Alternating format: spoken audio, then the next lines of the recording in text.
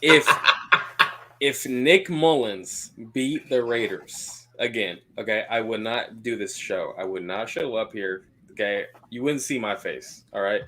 Shout out to Kenneth. Kenneth would appreciate that. I'm running into. Shout out Kenneth. He's a Nick Mullins guy now, right? He's a Nick Mullins guy now, as you said that. Yeah, right. All right, let's do it. You are now listening to TDL on silverandblackpride.com. This play used to be run with Henry Ruggs, and we got Darren Waller on the choice route, Hunter Renfrow on the shallow. But I want you guys to watch Tyrann Mathieu here, okay? God, you see the ball is out here. He's breaking on the ball. I think if he got a little closer.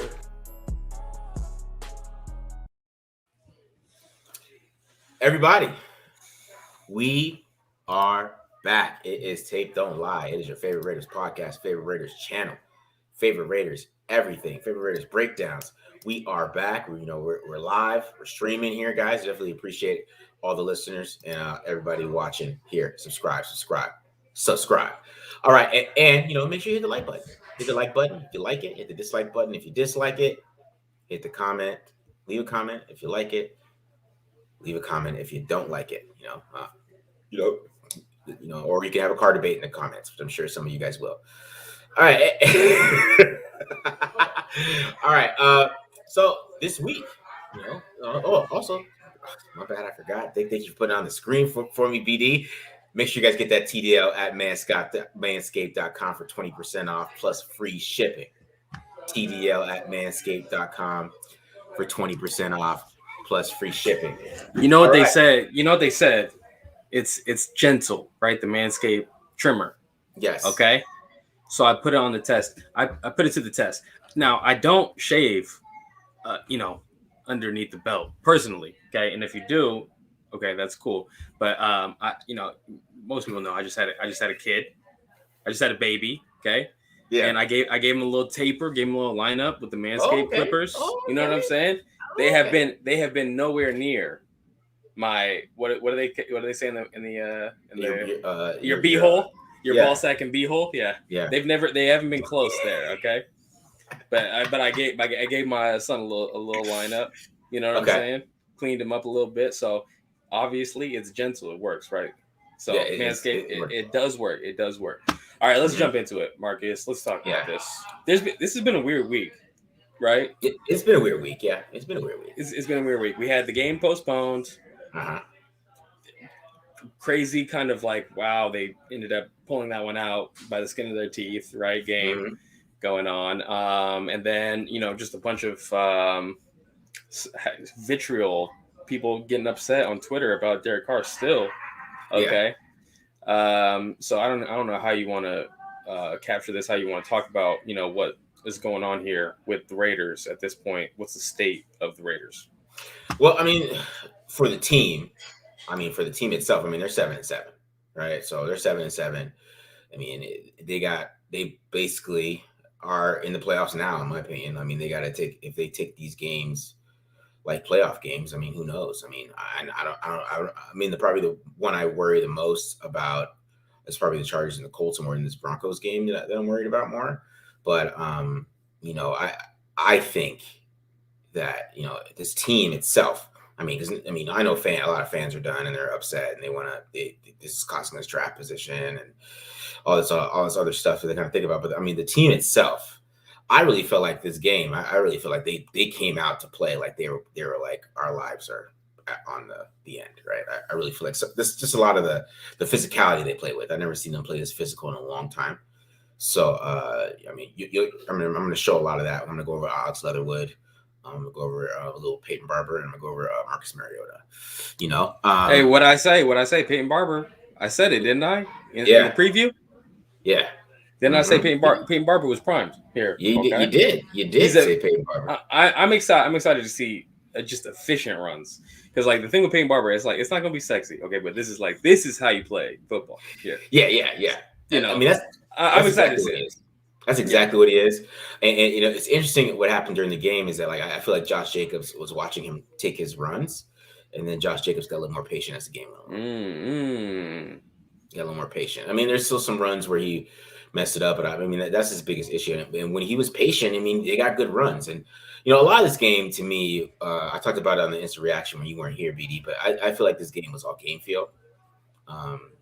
Like, I mean, you're up 10-0, right? And then you go into the second half, and you haven't called a deep shot the whole first half.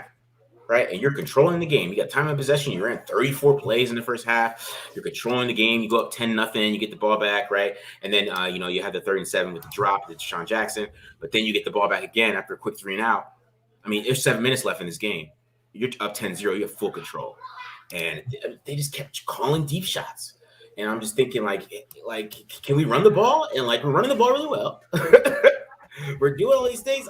I would like to make them stop the run first, right? Make them stop the run first. Let's run the clock, play the field position game. Because if we get to the 40, and then let's say we stall, they're still punting, they get the ball to 10, they got to go 90 yards, right? And that's kind of the thought process I was thinking in that game. And then they kept calling deep shots, and then Derek Carr, he's trying to run out of a hole, and then he's trying to run through a gap instead of checking it down, trying to be a hero, and he fumbles, and then 10-7. And then they still call it deep. They go up 13-7. And then the first play, they call a play action deep scissors. Up to Zay Jones. And, he can't track the football in the air. So I just think they got way too aggressive. I don't know why they tried to beat that team by 30 instead of just getting out of there 16-0. So that was kind of my thing. Like, I think you, as a play caller, you have to have a feel of the game, too, a little bit. Like, what's happening? How's my defense playing? How's the game flow going? That was what frustrated me about this game. Because the first half, I mean, that was probably the best I've seen the offense play all year in the first half, in my opinion. Without, like, some of the stupid, there's some stall drives in there because they're not a great offense. But, like, from an execution standpoint, I thought they executed really well in the first half. And they had a good run game, good short passing game, kept everything balanced. They were 4 or 7 on 3rd down in the first half.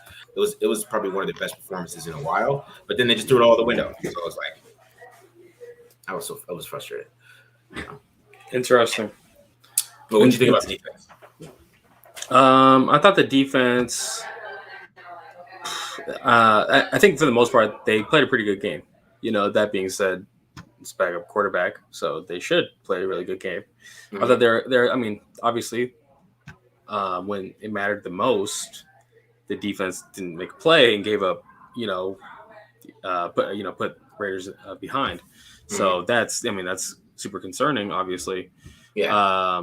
So I'm going to look about that. There's enough leaks that this defense isn't, is kind of biting itself in the foot a lot. Like, they're doing good things. They're taking a step forward and then they're taking a step backward, and we're just kind of staying in the same place as a defense. So, we'll go over it. I think I'll jump into mine first because mine does end on a low note. And technically, the Raiders won, so offense should end on a high note, right? Mm-hmm. Hopefully. I'll just go ahead. If you're good with that, I'll just go in and jump right in. Go ahead. All right, bro. Let's do this. Okay. All right. So there were some positives to take away from the Raiders win. First of all, this is a new look, having Jonathan Abram, who is now lost for the season, but having him walked up as a mugged inside linebacker in a blitz look. That's a different thing than Bradley has shown all year. We get a little screen right here. Max Crosby realizes it. No, not Max Crosby. It's there we go. Solomon Thomas, I think, that chased that down. So they're playing good in the beginning of the game here. Okay, here's another one. Bottom of the screen here. Look, we got Brandon Faison.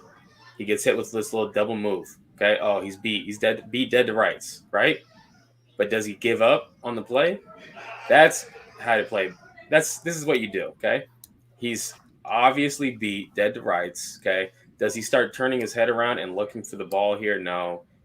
He puts his head down, tracks the wide receiver down, and just plays through the hands. Okay. Never give up in the NFL. That separates good players from great players. Okay.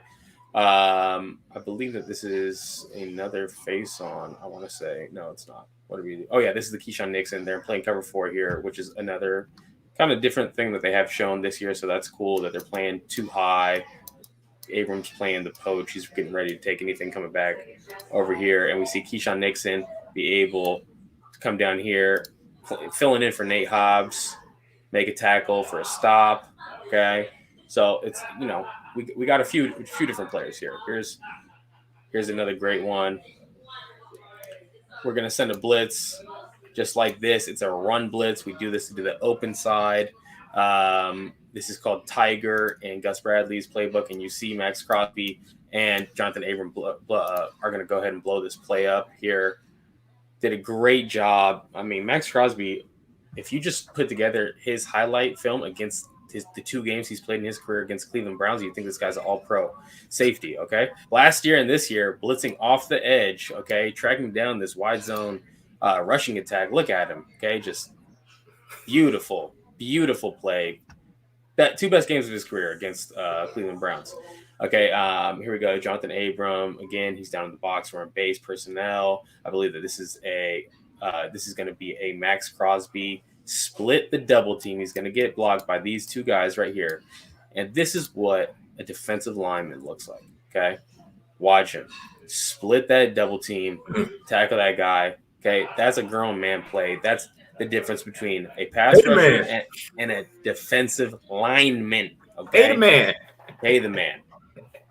Okay, he is a legit defensive lineman. Okay, not a one-trick pony pass rusher. Okay, we're going to go ahead and get another face on. Watch him. Great effort. Track this down across the field. I love this. I love seeing face on. Go ahead, make a play on the complete opposite side, almost on the opposite numbers. Okay, this is a long time to be tracking that down. Great effort and hustle by face on. Okay, 2 pass breakups so far. He's going to finish with a 3rd one on the game here. Okay. Raiders, they're in cover 3 buzz right here.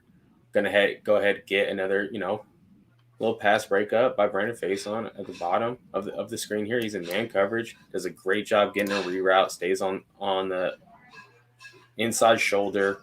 Okay, disrupts that play. Donovan Peoples-Jones didn't have anything on him. So Brandon Faison, he can play. He had a pretty darn good game. Okay, he doesn't make a mistake a little later on. And I'll show you. This is another great play by Jonathan Hankins here. Run stop. Jonathan Hankins feels the down block from the tackle, and he fights outside of it. Fantastic work. And then this is a patented move. When Jonathan Hankins, and he only does this because he can see the running back. When he sees that the running back is going to cut back, he does this a lot, where he'll grab on to the jersey and throw him by. Okay, this is a great move. I love it. I love when Jonathan Hankins does this. This is like a patented move. He's been doing this for like 4 years.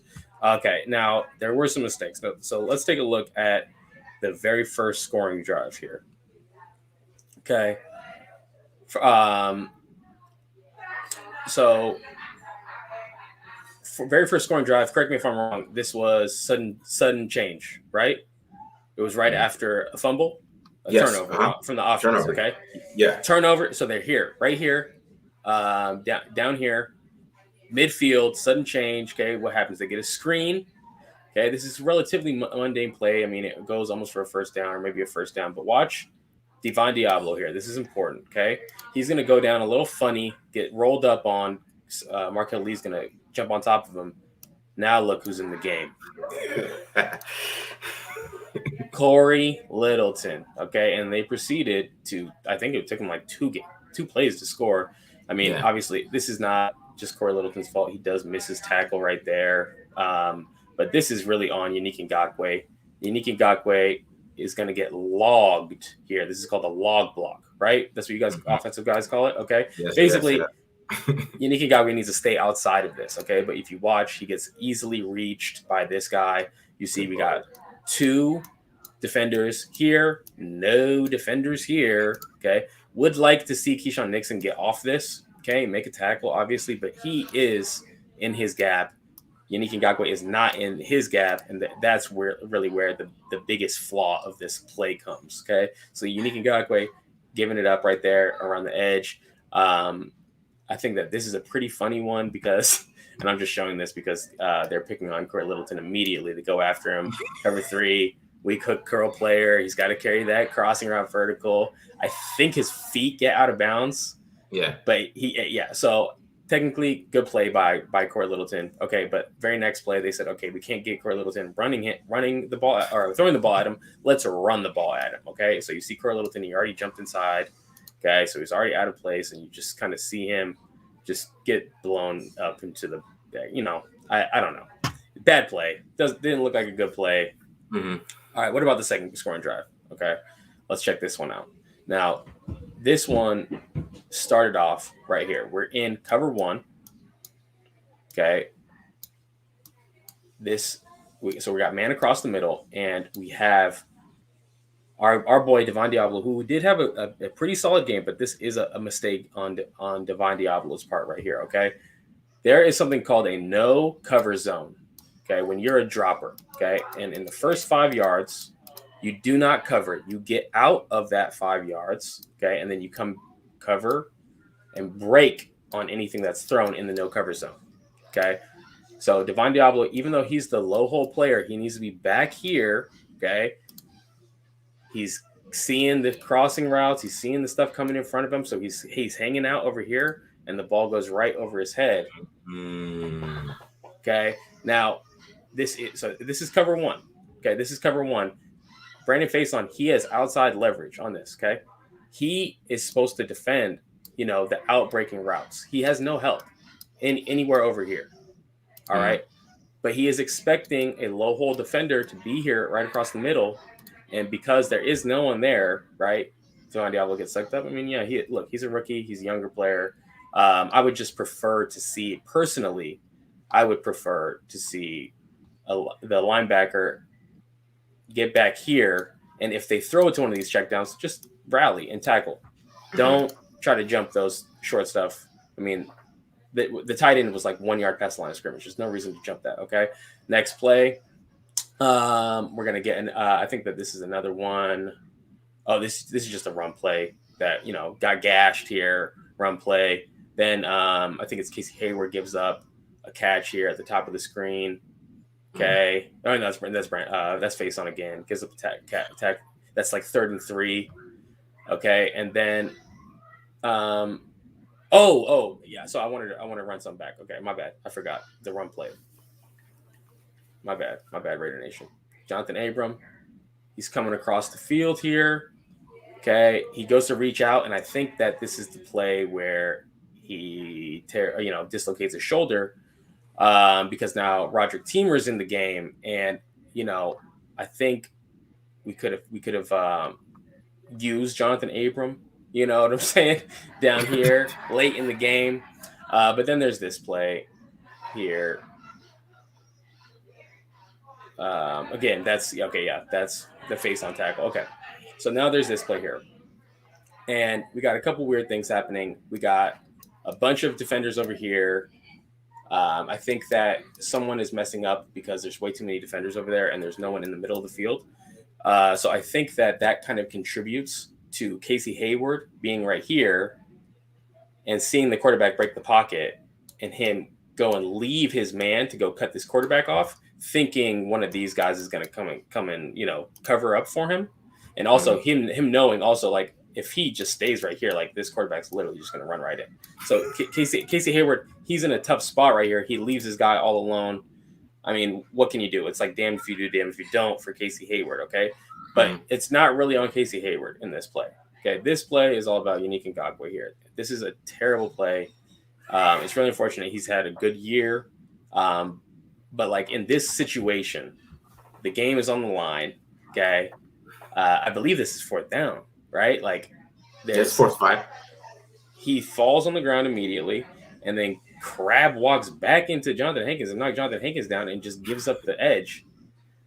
That's about as bad of a football play that you're going to see in the NFL from Unique Ngakoue here, falling and then knocking down another one of his players, getting shoved around and just, getting manhandled out there. Look, if the team, okay, if he's tired, put Malcolm Kuntz in.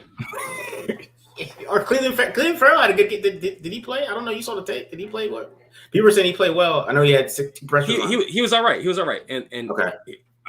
What I'm pretty sure, at least in one of those, because there was I did do a deep dive into Yannick Ngakoue after I saw that play because it looks very strange to me. Anyways, at least one of those where he's like on the ground, he just came in the game, like he was on the bench. Like Clelin Ferrell was in the game for like almost a full series, and then he comes in and then he gets like and he slips immediately, you know. So if he's tired, if he's hurt, whatever it is that is causing Yannick Ngakoue to be on the ground as much as he is right now the last few weeks. Maybe I might do a separate little YouTube clip. It'll be like 5 minutes of just Yannick Ngakoue all over the ground. I'm not sure what's going on with him. It's very strange, and it reared its ugly head at the worst possible moment. Like that's the worst play of the Raiders' year so far on defense. Is that play? Yeah, I think Joe Paterno was just kicking his butt. And I don't think he was expecting that. I don't think he expected Joe Paterno to come up to move from guard to left tackle and just kick his butt. Because I think that's what Joe. He didn't give up pressure all game that I saw on PFF when I was looking. So they did not get any pressure really. I know what I'm saying. That's what I'm saying, and you know because they like triple team Max. So I mean, Yannick Ngakoue is 1-on-1, man. Right. You got to win those 1-on-1s, please. And the other thing is too, they started blitzing a lot. They sent a lot more blitzes than they usually do, and even those blitzes, like tip of the cap to Callahan, they were picking it up. Like that offensive line is good, bro. That offensive line is good. If they were healthy, that's an L for the Raiders. Like I don't know about that. I'm not 100% sure. I think that game might have been a little different because then you got Baker Mayfield, and he's a wild card. Baker Mayfield wants to make plays. I mean, Nick Mullins was, I'm going to stay in the offense. I'm going to hit the structure. I'm not going to lose the game. I'm going to stay in structure. Baker Mayfield, he would have stepped back, and then he's like, oh, let me try to make some plays. He would have, and he could have got more mistakes. That's what I kind of think about with Baker, and you would have got more sacks too because. They have a great offensive line, right? I mean, I saw a stat that they're number one in pass block, whatever the stat is, right? Yeah. But Baker Mayfield has a 7.8 sack percentage, bro. So that tells you that. I mean, it would have been different, but it also would have been different because he would have took some sacks. There would have been some sacks. Yeah. Nick Mullins just getting rid of the football coming from the Kyle Shanahan. So you're telling me you're in the camp that believes that sacks are a quarterback stat then? 100%, right? 100% of quarterback stat. Yeah. Okay. Quarterbacks cause their sacks, and that's a big thing. Yeah. That's what people argue with me about the mobile quarterback thing, right? Like not a mobile, the running quarterback, and and how they can avoid pressure. And it's not true. I mean, Justin Fields. His line really is not bad, but he has a sack percentage of 11% because he's trying to make plays. I mean, you try to make plays, you're going to take some sacks and you're going to take some bad plays. You just have to hope that the good comes with it eventually. Yeah. You know what I mean? It's not all bad before you get benched. Yeah, before you get benched. But it just feels like getting benched, bro. He's Justin Fields. There's always Justin Fields. Yeah, but like any quarterback that's like a playmaker that's going to be like. I'm going to hold on to the ball. I'm going to try to make things happen and starts getting into like the off schedule plays and the second reaction plays. It is opening up a can of worms. Like, yeah, something great could happen, but something terrible could also happen right now. Right. And if the quarterbacks who play that style, right, like unless you are consistently like getting to the playoffs, getting to like your conference championship game or something like that, you're going to get benched eventually, if you're not even making the playoffs. Like Jalen Hurts, like the writing's on the wall for Jalen Hurts. Yeah, I think Jalen Hurts is fun to watch and everything like that, but pretty much everyone is like, this is not how you win in December and win in the playoffs and stuff like that, right? Yeah, so. Yeah. It's kind of funny when I was watching the game, and Derek Carr had that fumble and he got hurt. I don't know. I mean, nobody's talking about it, but he was bent backwards in his knee. I'm just pretty much say that he's hurt. He's injured right now. But it was funny to me because when he gets injured, he doesn't move. He doesn't like try to be a playmaker anymore. Like just the whole running out of the pocket and then causing a fumble thing. Like when he got hurt, all he does is stay on schedule. He doesn't run or move. And they play better. They play better on offense, which is weird to me. Like that's kind of my thought. Like he's like, I feel like people are trying to tell him he needs to be a playmaker because he can run or whatever. And I just think that that's not his game, and that's what we see him make these stupid mistakes and throw these hero balls and throw up to Zay Jones and stuff. But yeah. Anyways, but we're talking defense. I do want to ask you a question though, because this Raiders defense, the first 7 weeks when they were really good, right? When they were like really good, they're like 12th in EPA, and teams were moving the ball well. And they started off 5-2. They weren't very good against the run, right? But it feels like it's flipped at this point, right? They're a better run defense, and then when Nick Mullins and them started passing, that's when they kind of went right down the field on them. So what do you think is that issue? Is it the pass rush at this point? They're not getting any pressure, or what? I think probably the biggest issue is if you looked at like late in that game when Nick Mullins started moving the ball. Okay, Divine Diablo, Markel Lee was in the game. Okay, Teamer was in the game. Brandon Faison was in the game. None of these guys were starters. That's true. In the beginning of the year, or even on the active roster. Divine Diablo was on the PUP, right? Like none of these guys were even on the active roster to start the year. Okay. I guess Teamer was, right? Yeah. But he hasn't really played much this year. He's it's less than like 50 snaps total on defense, right? So they got a bunch of guys who like have not really been in the plans to being like major contributors playing in those parts of the games where Nick Mullins is moving down the field. So I definitely think that is part of it, and I also think obviously, there's it's still tons of cover 3. So it's not like it's the most confusing scheme to try to, just dissect. It just comes down to out executing. And when you're playing a simple scheme that it just comes down to the quarterback knowing where to throw the ball, if you have guys who are not like used to being back there and everything like that, you're just gonna give up, yards. Okay. That's just my opinion on it, But I've been vocal about how I think that the Bradley scheme isn't complex enough to like propel this team to where the defense like carries it to the playoffs or something like that. Like, no, it's not going to work like that. It's not 2005 anymore. 2010 when this scheme was like the best scheme in football, right? Mm-hmm. I think those days have come and gone. Honestly, So. Yeah, I'll just say that. And at this point, it's just kind of tired. It's the same old thing every time. And he's probably going to have to even scale it back a lot more now that Abram is out for the year. Yeah, that is very true. It's going to be interesting as we go forward. We'll get into this offense right now in a second, but I just want to make this point. I still, the Raiders are they're playing better run D. And, they're playing the Colts in a couple of weeks. I don't know the Broncos. The Broncos got Drew Lock. They're not going to try to run, right? They're not going to try to pass that much. They're going to try to they're going to run it. I think the Colts are not going to run. I 100% believe that they are not going to run. They're going to pass like 35 times. They're going to come out trying to pass because that's how Frank Reich, he's going to watch the tape. He's like, okay, they're going to come and they're going to try to stop the run, and we're going to be able to take advantage of that by passing. Yeah. And, it might not work for them, but I think that's going to be their game plan. I think they're going to try to catch the Raiders off guard. I don't know. I'd have a hard time seeing that it's working right now. That's what he did against the Bucks. But people were pissed. All the fans were pissed, but they put up 31 points. Right. But that's what he did against the Bucks because they got Vita Vea and stuff. So he was like, okay, let's come out passing. I definitely think that when the Raiders defense puts their mind to it, they can definitely stop the run if they want to.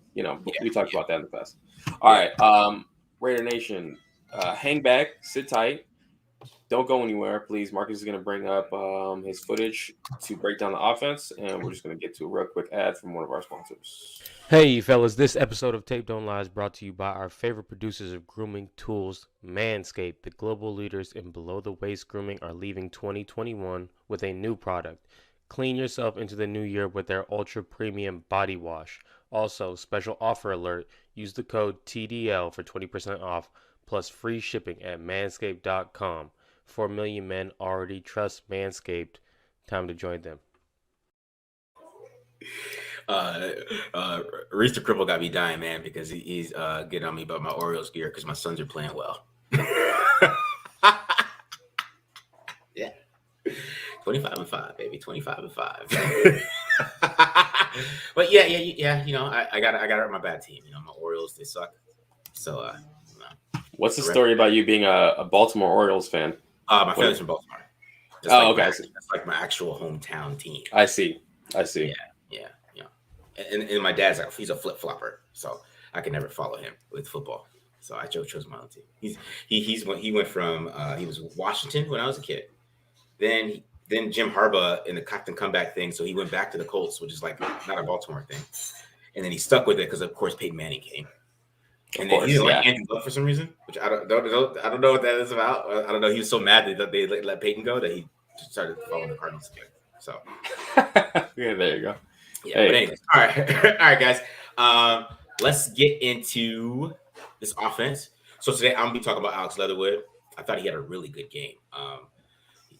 One of the best games that I've seen him play, and I really hope that it kind of gives him some confidence. Even I know that they're like these are backups or whatever they were. They're not the full-time starters or whatever, but you know, I think it'll be a great confidence booster from him. So I really like that. We'll cover a little Peyton Barber too. Show a little bit of his game. So you know, show a little bit of his game, and then you know, I'm gonna get to the Mariota packages and why they're using him wrong and why it's frustrating the hell out of him. Oh, okay, all right. You got a lot for us. Yeah, you got a lot for us today. Yeah, and why he's not Lamar Jackson. So let's stop acting like he's Lamar Jackson and let's use him like Tennessee used him. There's tape out there. Go watch it. I don't know what to tell him. All right, but let's here, real quick, because your family's from Baltimore. Okay, we got a question. All right, is it? Are you familiar with this Baltimore slang? Well, that's DC though. That's DC though. But my family has the terrible Baltimore accent, like you know, you say. So they don't say, what you know? Let's go that giant over there. That giant. Yeah. I'm trying to think of the accents that they have because I don't have that accent. That accent is bad. My boy, my cousin comes over here. He was in here last time. If he comes over here, he tell you, man. But my corner from in college was from Baltimore, and we always had to yell the number of wide receivers who were out. So every time there was two, he'd be like two. That's how they say it. Two. Like they got the weirdest accents over there in Baltimore. All right, go ahead, go for it. All right, sorry. I know we're getting on these side rants today. All right, here we go. Here we go, y'all. All right, so let's start with Alex Leatherwood, man. Which I said, like he had a great game. Playing pass protection, run blocking. I mean, it's still a little hit or miss for me at guard with him, but I think with pass protection, we're starting to. I mean, hopefully, that this is kind of the next step for him. So let's check out this one. I really like. You know, he really has pretty good technique, in my opinion. Inside, it's more about getting that push in the run game, and you kind of can see how he's able to, you know, you can tell he was well coached, he's well trained from Alabama, and you know, even working with Duke Manyweather outside besides Todd Cable, you can tell he's well trained here because you see how he just kind of pushes the guy around, right? Allows the quarterback to step up, right? And you know, hopefully somebody can count that as a pressure because it's not. He's pushing him right around, right? It's a good job driving him right into the ground. Gives Carr easy pocket to step up into, get yards. They get a first down after that. You know, right here, I really like that. You see how his hands are inside. It's totally opposite, you know, John Simpson over there, right? Hands inside, good base, right? He's good pad level, right? He's able to anchor, right? Able to anchor right there. Like, y'all love that. See, that is good pass protection right there. You want to see that. This is the type of stuff you want to see from him, right? Anchor, right? Gives plenty of time in the pocket to Carr right there, right? He's able to make a play. Watch around. I just like this because I mean this just kind of shows you like the growth right here. Did that anchor right? He basically stopped that guy in his tracks. All hands, all technique right there. Technique based. Build the house. That's what they say. That's what I learned in the Scouting Academy. He built the house right there. All right. So here's another one. Right. He gets a little help here from James, but he's just saying the good base, like everything, the technique is just is legit, right? And you wonder it makes you want to kind of go back and see why he's getting beat by some of these other guys, right? So here we go. Another one. Look at this. Hands inside, good technique, not overreaching. And then what I really liked about this today in this game is that how he picked up these stunts, right? So he picks up the stunt right here, gives Carr plenty of time, throw it up to Deshaun Jackson, who's trying to get a flag. So let's watch it one more time here.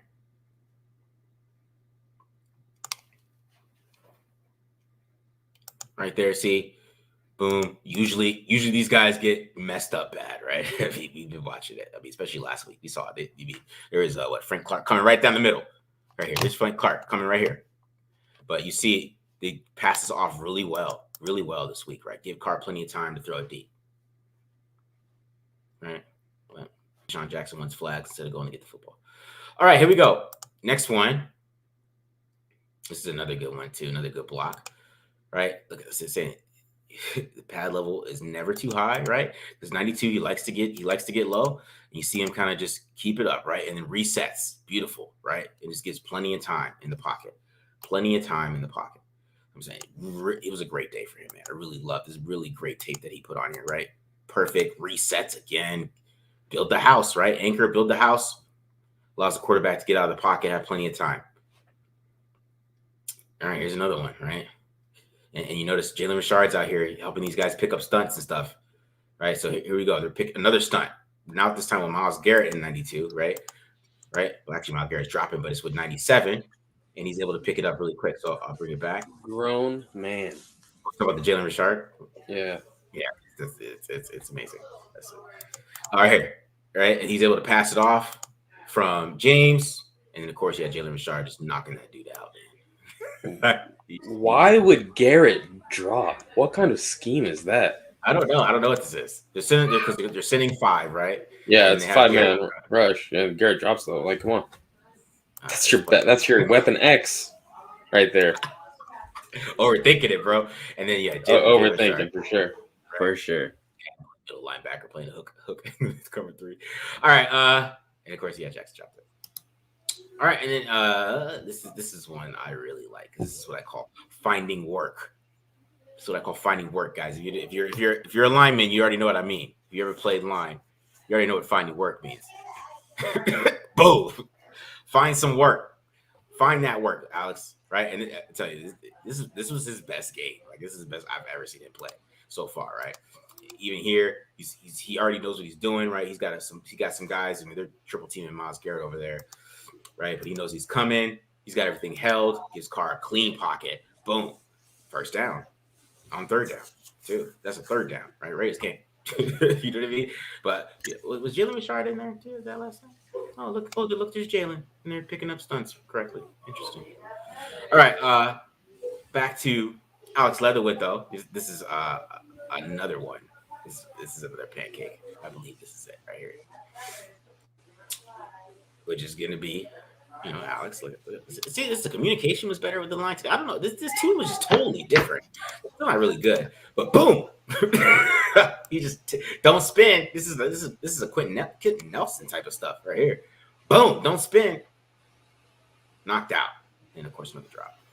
But yeah, this is literally the best the offensive line looked all year, in my opinion. Another is more anchor. Look at that anchor again, right? Giving Carr plenty of time. So, I mean, this was a game of the offensive line really came to play. So I was really excited about that. I mean, hopefully they can do that next week because the team that they play next week is not the greatest pass rush, but they're a great defense, right? They're a really good defense. All right, so we got inside zone here. We're going into Paper Barber. So let me bring this back.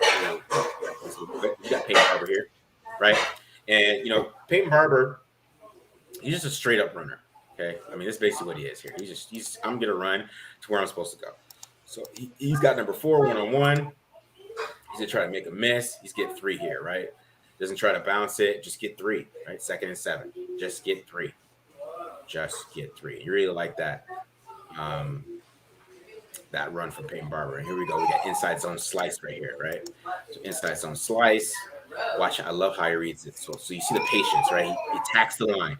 You see this linebacker right here, or the safety, whatever. He's coming to fill this gap, right? And you see how Peyton Barber, he's attacking the line. He's pressing the line. Bounce.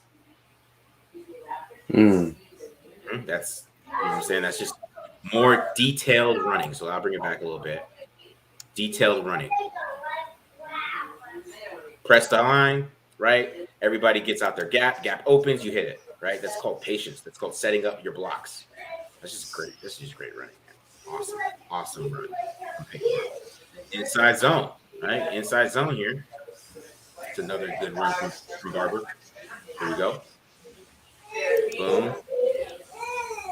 Right? And see the patience. It's all patience here with him to me. When you see here, he's pressing it. He knows this guy's filling this gap. That means I go to this gap, right? This is perfect understanding of inside zone. You know what I mean? So when you have that perfect understanding of inside zone and how to run, and you're patient, everything works out. Everything works out for you. You get positive yards. It's like, oh my God, the Raiders are a good running team now. See, I'm just patience. That guy, I don't go to that gap. That means I go to this one. Boom. It's just me and 28, and he's gonna feel me. He's gonna have to make him tackle me, right? And that's how that's how a running back's supposed to run, guys. I mean, that's how you want your running back to hit these holes and be patient too, right? So here we go. Inside zone slice again. This is another good run. This is 8 yards, right? So watch him set it up, right? Set it up one more time. You got 55. He's charging this gap. He's coming hard. Boom, bounce it. Boom, right there. See, setting it up. You already like it's kind of like instinct type of thing when you're running back. So think about it like this. I know where I'm going to go, right? So I know I'm coming here based on I see it early. I know I'm coming here, so I'm going to set up 55, who's right here. I'm going to set him up. Right? He's coming at me. He thinks I got him, right? I'm going to get up for tackle or loss. Nope. Boom. I get 8. It's just, he had a great day, man. He needs to get the ball more, obviously, in my opinion. Because I don't think he got the ball enough. I feel like after that, they really didn't run the ball with him. And he's a pretty good pass catcher too. I mean, it's not the best routes in the world, but if you can get him the football and, he's going to make people feel it. Right, he's gonna make people tackle him. He might not wiggle it past you. He might not, make a elusive move and juke you, but you are going to feel him. Right, he's gonna feel you. I still don't know why he jumped there, but all right. So let's pause there, right, and let's get into some Marcus Mariota. Hey, hold on, Marcus. Let's pause there real quick. They're saying that the video is choppy. Okay. Yeah, I just try to just share it again. That's all. Okay. All right. Let me do that one too.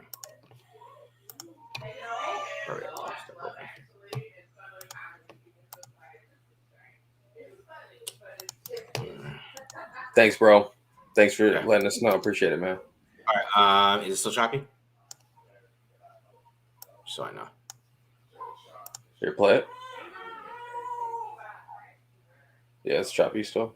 Oh, wait. I think we're good. Okay. Yeah, we're good. All right, cool. All right, my bad. Sorry, that was choppy, guys.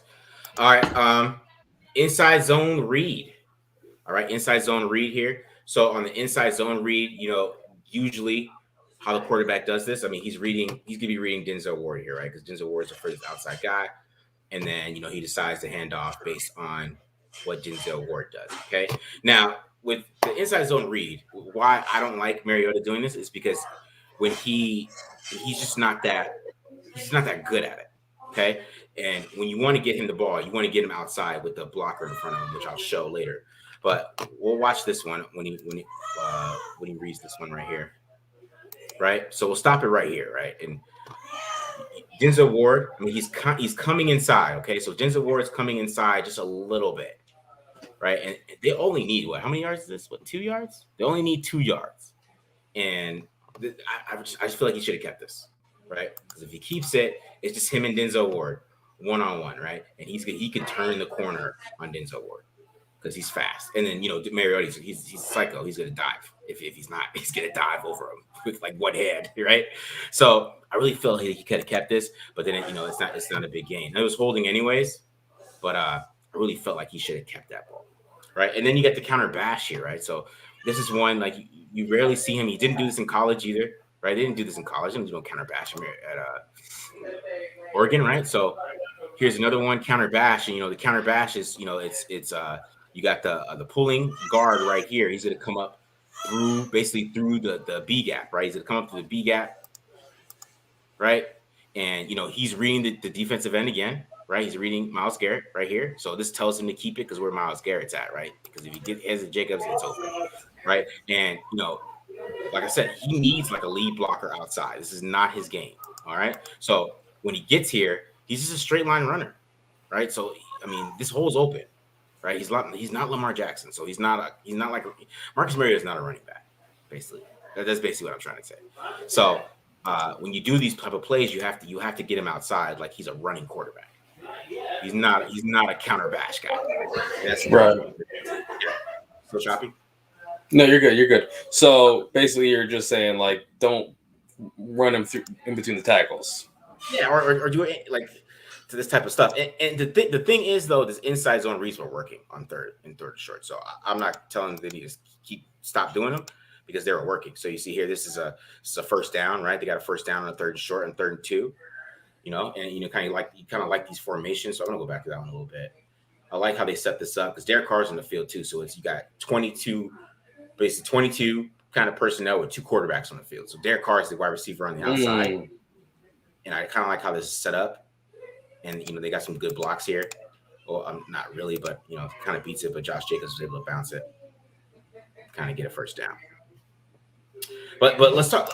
I do want to show how they used him in Tennessee, right? So it's something I really want to show here. Is how they used him in Tennessee. So here's a pin pull, right? This is what I'm talking about. This is what they do with Josh Allen in Buffalo. This is what they do in Josh Allen in Buffalo. And I think you don't see Josh Allen doing counter bashes. You get Josh Allen outside because he is not Lamar Jackson, right? So you get him outside, boom, and then he uses his speed. He's able to read it, and he gets right into the end zone. Touchdown. And you see it one more time. Pin, pull, sweep. Again, right? Got the pin, the pull. Here comes Marcus Mariota. He's able to read it, but then you can see why he gets hurt all the time right here. Instead of just going out of bounds, he tries to dive and he gets crushed. It's like, come on, man. Go out of bounds. All right, and then, of course, one that he does really, really well is the arc read. Arc read, which he had the big play with Darren Waller last year, is one that is a staple for him. He scores like crazy on it. So you see the arc read here, right? And just you get him on the outside, he's able to read blocks, he's fast, boom, touchdown, right? And then you see it one more time, arc read with the running back, boom, he gets there, he almost scores. I think he did score there. Scores, touchdown, right? So they're just not using him correctly, right? And you can't pigeonhole. Sometimes I feel like quarterbacks and sometimes these quarterback coaches, they see these guys with legs and they still try to, pigeonhole them into some type of, I don't know, some type of quarterback they think that is a running quarterback or whatever. I mean, you just can't run counter bashes with everybody, man. That's a talent. That's kind of because at that point when you're running a counter bash, you become a running back. You have to read holes, make plays, and at that point, you're reading things. You become a running back, and that's not who he is. He's a running quarterback. Which there's guys like that. I mean, that's what Josh Allen is. I mean, Josh Allen's you don't do like counter bash with Josh Allen. You do counter bash with Jalen Hurts. A guy who could read things and who can make plays. And and all that stuff, and get into running back mode. You know what I mean? So all that other stuff. The difference you just showed us. Peyton Barber, he's a back, right? He's pressing the line of scrimmage, keeping his shoulders square, knowing he's going that way, but getting the linebackers to jump over here before he goes there, right? Like, these are running back skills. Obviously, Marcus Mariota, he has quarterback skills. He doesn't have running back skills, And it's not necessarily every guy who's fast and athletic can go and run. Like, to run inside zone as a quarterback, like, come on. What are we doing here? Is this guy, did he come from, Auburn with Gus Malzahn and Cam Newton running the counter bash? Like, no. He came from Chip Kelly. He just ran zone reads. That's it. Yeah. That's all he did, So yeah, I agree. That's a great point. He's getting pigeonholed. This is not his skill set. Yeah, and if you're gonna do it, do the outside runs. Do the outside runs, get him going that way. And I think if you can get like Leatherwood or some of those guys in front of him, I think he can read that really well, and he can score some touchdowns. So I think he can be effective that way. But it was working, and I really feel like they should keep doing it. I feel like especially the third and shorts and the fourth and shorts. I mean, that's what the Colts did with Jacoby Brissett last year. I mean, fourth and short, third and short. Jacoby Brissett was in that game, right? And Jacoby Brissett was doing something, and Phillip Rivers was on the sideline, right? And they got in the red zone too. I mean, here comes Jacoby Brissett, fourth down, third down, right? Jacoby Brissett, he comes in there. I mean that's kind of how Brissett was used. He was a specialist. And Phillip Rivers would come out on third and short, and here comes Brissett, and they would do all types of stuff with it. He'd go under center, he would go he would do shotgun, whatever. And that was the package that Frank Reich had, because that was my Jacoby Brissett package, because I'm paying him $15 million, I might as well use him. So that type of thing. But Mariota's getting paid $10 million, right? Isn't that what he's getting paid? No. So, I think it's like 3 now or something. Okay. But you know what I mean? Like the third down and fourth down looks for that, I think, is smart. I think they should keep doing that, especially on fourth down. I think we get to the fourth and shorts instead of kicking field goals. Put him out there, and try to mix it up and try to get some first downs and use him. I mean, you just got to use him correctly. When I saw the counter, I'm like, why are you doing counter bash with Marcus Mariota? Like, has anybody ever did that with him? Has he run that before? Like, they don't do that in Oregon. That's literally what you do with like a quarterback that is like a Lamar Jackson or like a Jalen Hurts type of dude. I mean, who can like see that I'm gonna set up a block, I'm gonna go this way, because Lamar Jackson probably would have scored on that play. Right? Oh, right, yeah, definitely, for sure. For sure. The funny thing is I'm all for it, even if he can't run counter bash, even if that's not his strength. Okay. Yeah. I'm all for it, because now if you're a defense, you're going to have to card up counter bash and zone read and arc read. And that's not even the starting quarterback. And you're having all these plays that you have to practice against for that quarterback, right? Mm-hmm. If you're a team that goes up against the Ravens, right? Like the Browns, you're going to be able to handle counter bash just fine with Marcus Mariota not running it at the same level as Lamar Jackson can. But you might go up against some teams that haven't played, Baltimore last couple seasons or something like that. And, maybe you can, pull one over on them with Marcus Mariota doing that. But I'm all for it, just because it makes the opposing defense have to practice and, draw all that up and, have to prepare for the Mariota package. Yeah. And at this point, that's why I think they got to get more creative, because the Browns were prepared for it, and so were the Chiefs. I think they did against the Chiefs. I did a couple. Chiefs were prepared for it too. The teams are ready for that package up at this point. So that's why they got to get more creative. I mean, like, maybe it is time to throw the ball in that type of package, right? Do a quick little throw, play action type of thing. And mix it up. Has he thrown it on any of these? No, he hasn't. But that's what I'm talking about. That's what I'm talking about. You got to add some new stuff to this, because that should be wide open now, right? Like, that should be 100%. It will be wide open.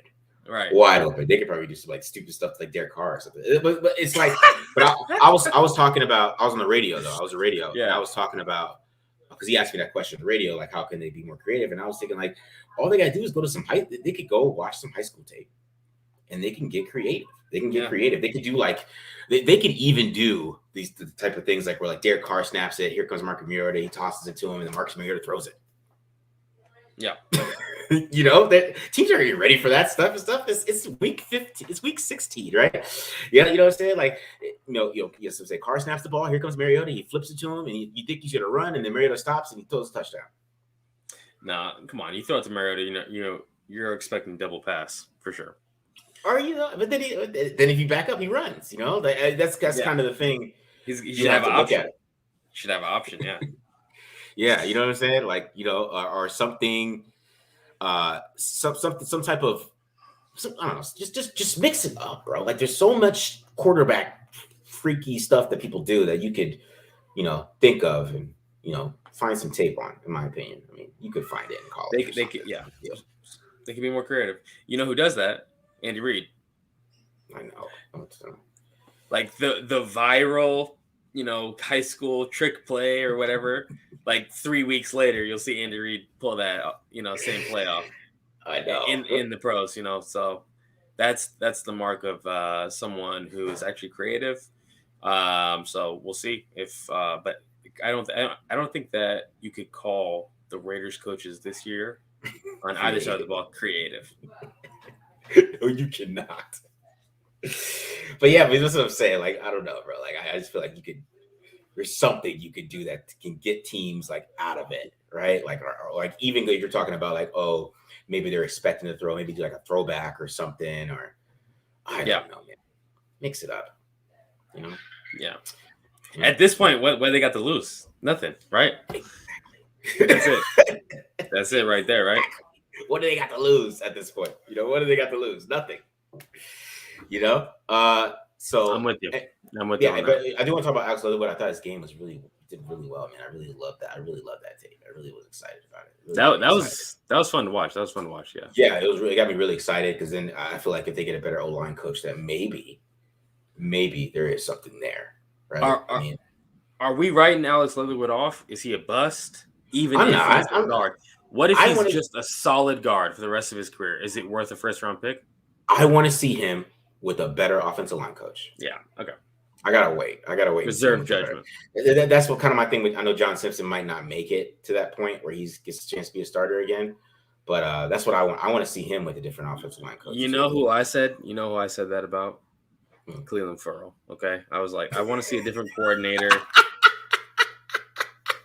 Okay, I want to see a different scheme. Okay, but John Simpson does good against average people. He just gets his butt kicked by like the top notch players. So that's why I think with a good offensive line coach, they could fix him where he can be better against good defensive tackles instead of just dominating, embarrassing these average guys that that won't play in 5 years. So that's his next step. But that's why I was like, if they get a new offensive, but you're right. But but with Leatherwood is for sure. It's a for sure thing. But I still think if they have a chance, they're going to take some interior offensive linemen in the draft because there's some really good ones. So I think if they have a chance to do it, I think John Simpson didn't play himself into a starting role, and I think Alex Leatherwood was the first round pick, so he has a better chance to keep it. But I think they might try to do something do something like that. Bring in somebody. I don't know. Because who knows how they feel about James? Because I think James is serviceable at this point, but I don't know if I don't know where they're gonna pick, but if they end up picking like 18 or 19, and Lindbaum's on the board, I mean, I'm not keeping James for Lindbaum, you know what I'm saying? And even the dude from Texas A&M, I don't know if I'd keep him for Simpson. So it's gonna be tough for the offensive line, but I think a new offensive line coach could spark some of these guys, and even get Colton Miller better, because I think Colton Miller, he's hit a wall where he is just good, and I think he has all-pro potential, and I think a better offensive line coach can bring him into the all-pro potential, in my opinion. Yeah. So, yeah, I mean, look, I think it is pretty obvious what we got in Tom Cable, and we haven't seen enough development from guys like Brandon Parker. Like you could say, oh, but yeah, Brandon Parker, he was okay or whatever, right? Like he wasn't like the worst tackle in the NFL, like that shouldn't be like the barometer, right? That shouldn't be like the litmus test. Brandon Parker, fantastic athlete. He was a 3rd round pick. You would have hoped that this, that Tom Cable could have turned this guy into like someone who was like, okay, we forgot that Brandon Parker was out there, right? Mm-hmm. Instead of being just like frightened every time that he has to start. So, I think a lot of these guys we haven't seen, like a couple weeks ago, you were showing John Simpson, reaching around, bear hugging, and getting his hands outside of his chest, right? Mm-hmm. And it's just like, hold on, man, like we're too late in the year to be having bad technique, at this point, so I think it is obvious. Tom Cable, we've seen everything we need to see from him. Definitely need to go. Yeah. All right, man. Get some of these. I this last time. Get some of these questions in the chat here. I see a couple of questions about Brandon Parker. We got, why is Parker playing ahead of Illuminor? And then should they try and get rid of Parker first? Now, the right tackle position, in my opinion, is easier to replace than it is guards. it's harder to find good guards than it is to find a good tackle, like a solid tackle. That's not Brandon Parker. Like I think you could find one in a free agency that's a solid tackle that you can get for cheap, and then maybe you can draft one behind him. Because in my opinion, if you draft a tackle in the 3rd or 4th round, it's like kind of drafting a quarterback at that point. At those, you're not drafting a premier tackle. If you want a premier tackle, you got to get one in the 1st, right? I mean, that's kind of like premier tackles don't get out the 1st round. It's not like a guard. You can maybe get later, but if you find one, you don't want to. If it's a 1st round one, you want to take it, right? But I just think that you can get rid of Parker, and you can replace him with some solid guy. You can find somebody. I mean, I'm sure you can. I mean, there's Dennis Kelly over at Green Bay that come and fill in really well. If you have a good O-line coach, you'll be fine. I kind of feel it that way. But Illuminor, I don't know. I don't know what that's about, man. I've been trying to figure it out for a while. I don't know what that's about. I have no idea. I don't know. Somebody doesn't like him. I don't know if he spoke out. I know he's liked a couple of my tweets I've said about him, and then unliked it. So maybe I know he feels some type of way about Tom Cable. So he feels some type of way. But yeah, it was weird because I thought he was playing really well, which I thought was weird. Yeah. There's something in the background with that. Weird. That's weird. That's weird. Yeah. He's playing really well. I mean, you could look at it. You can watch the tape. He's not giving up pressure inside at all. Like, what do you want from a swing guard tackle? You know what I mean? Yeah. All right. I got a question in the chat that I want to get to. Okay. Someone is asking about Abram, if we're gonna see Tyree Gillespie now that Abram's out. What's up with Tyree Gillespie? Tyree Gillespie, I think he's on IR, isn't he? Is he? I mean, I have not seen anything of him.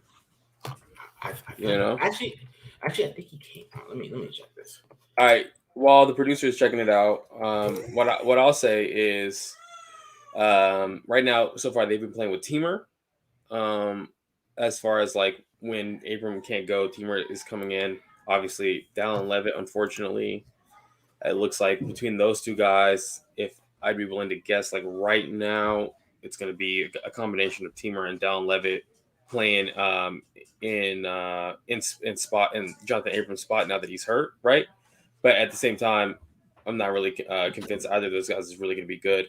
Plus, Tyree Gillespie, if he is healthy, if he can't play like the last 3 weeks of the year or whatever, I would definitely prefer to see him out there. Yeah, he's off IR. He's back up there. So we're good. All right. One more question. So he's off IR. Yeah. He could play if they wanted. Okay. All right, I got a good question. He paid $4.99, so I'm gonna answer his question. Do James do enough to help the struggling inside O-line? See, it's always so tough for me with this offensive line because I don't know what's Cable and what's not. And that's why my whole evaluation of them at this point, because they do inside zone incorrectly. So if they're doing that incorrectly, I mean, how can I really evaluate you as a player if you're being coached incorrectly? Or I don't know what's happening with that. But I think James, I don't know if he's really helping Leatherwood. I think what's happening with James is that since Leatherwood has moved inside, people have just stopped attacking him.